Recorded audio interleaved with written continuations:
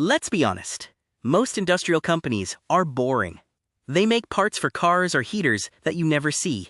But while the rest of the world was talking about EVs and AI software, one German giant was quietly building a $72 billion vault filled with tanks and shells. This isn't just a business update. It's a look inside the world's most powerful insurance policy.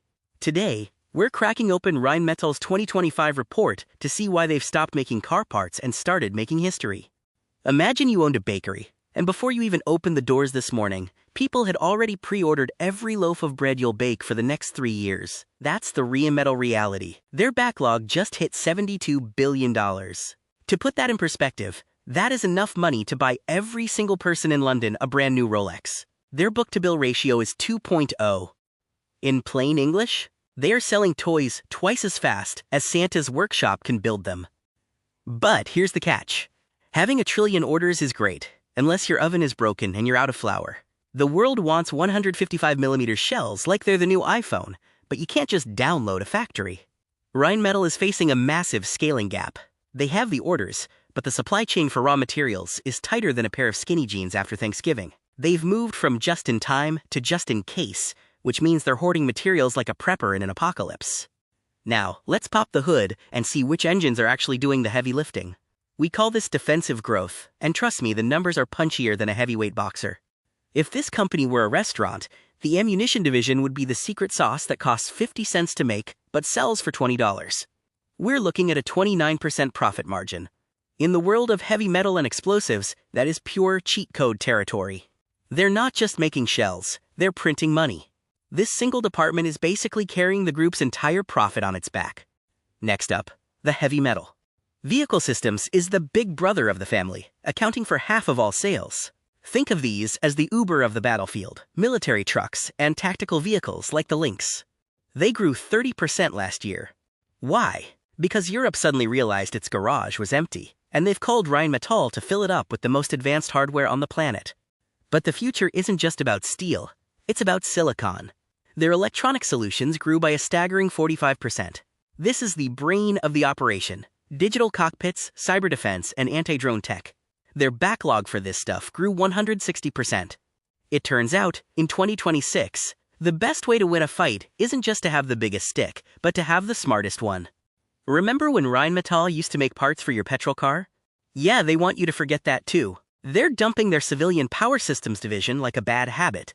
They even took a $4 billion cleanup charge just to get the books ready for a pure defense future. It's a big bath strategy. Wash away the past so you can look shiny for the investors who only want defense purity. Let's look at the bag they're bringing home. The profit has doubled since 2023. It's simple physics. Once you pay for the factory, every extra shell you sell is almost pure profit. That's called operating leave. Here is $1 million question. How do you pay for all this growth? The answer? You make the customers pay up front. Rheinmetall got $2 billion in prepayments. That's like a landlord asking for 5 years of rent before you even move in. It gives them a war chest to buy materials without asking the bank for a single cent. Most companies growing this fast are drowning in debt, not these guys. They actually have net liquidity, meaning if they paid off all their bills tomorrow, they'd still have $400 million left over for coffee. Their credit rating is up and their debt is down. In the world of finance, that's a grand slam. Where is the money coming from? Mostly Europe. Which makes sense. But keep an eye on America. It grew 149%. And a quick note for the regulators. We're strictly following UN standards here, recognizing the One China principle in our mapping. Rheinmetall is becoming a global player, but its heart beats in the NATO zone. This is the most impressive feat of engineering in the report. They're building a massive factory in Unterlüß in just 15 months.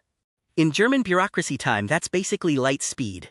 This one plant will churn out 350,000 shells a year. That's more than some entire country's total stockpiles. Rheinmetall is also heading to space. By partnering with ICEYE, they're getting satellite eyes that can see through clouds and darkness. They're building a tactical app store for tanks.